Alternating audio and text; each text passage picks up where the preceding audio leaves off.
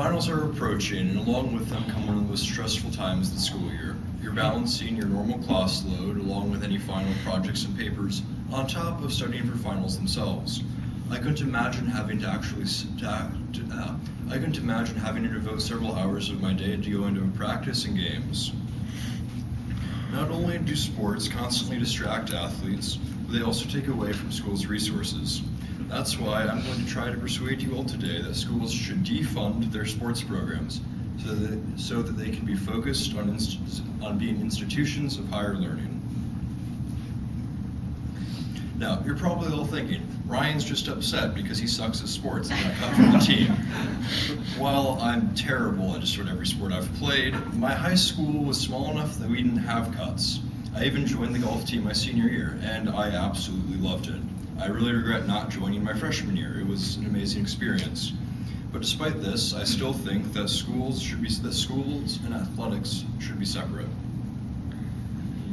Throughout this speech, I will try to convince you that schools place too much emphasis on their athletic programs, leaving their academics behind, and that defunding school athletic programs would help to bring the United States education system up to par with the rest of the modern world.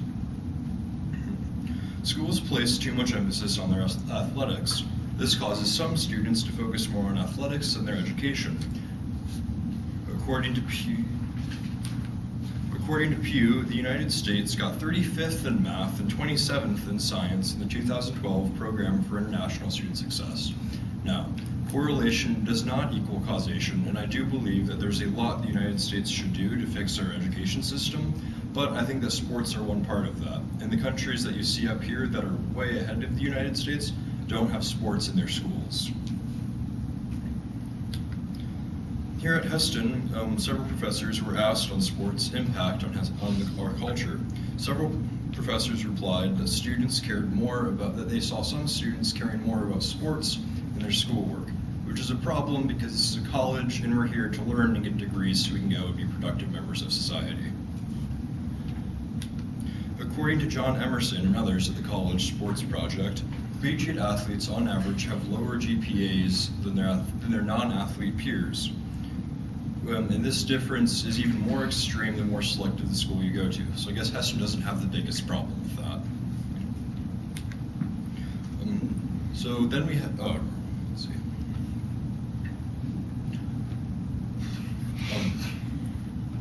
So then we have the problem of that athletics in schools not only affect those who are in them, but those outside of them.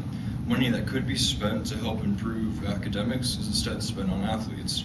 Kurt Carapezza from PBS noted that the University of Michigan had cut academic spending per student down 3% since 2008. Meanwhile, they had raised athletic spending per athlete by 36%. Furthermore, taxes and tuition are spent on the select few, the athletes, where they could be focused on everyone, which is this whole student body. According to Rob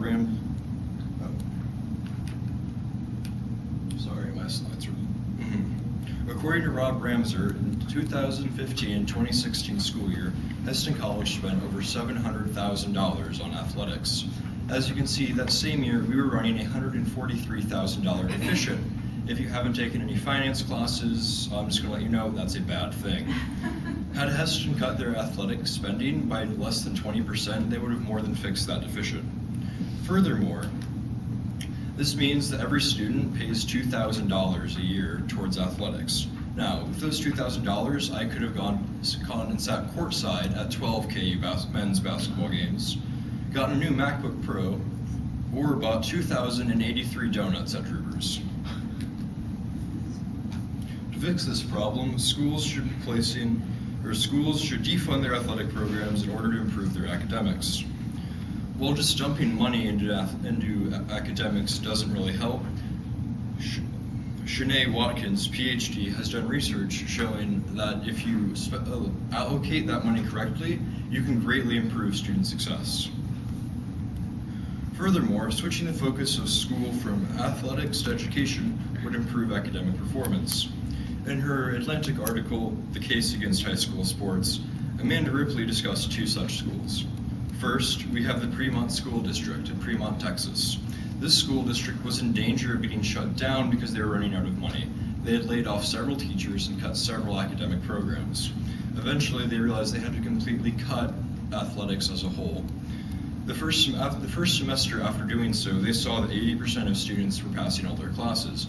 Meanwhile, only 50% of students were doing so the year before. Secondly, we have the Basis Charter Schools. This is a group of public charter schools that don't have any athletics. Instead, the money and resources that would go towards that go towards education. So they have pep rallies for just educational purposes. And they have pump-up songs before tests, which to me sounds really dorky, but it still worked. Because these students, on average, were doing better than the top schools that were beating us when we were 37th and 25th. Finally, athletes should be joining club teams so they can still play their sports and get all the benefits that you get from sports and it keeps sports and education separate. This is the system that is used in Europe, where several countries are beating us in our academics, and they're still pump out decent athletes. The United States has never won the World Cup or gotten anywhere close, and we're not the only country that gets Olympic medals, so other countries still clearly have decent athletes. To conclude, too much emphasis, both our time and money, is spent on athletics. Schools should be places for academics, and resources should be spent on improving education instead of on athletic departments. I don't hate sports, and I think they have their place. I just think that place should be separate from school. Thank you.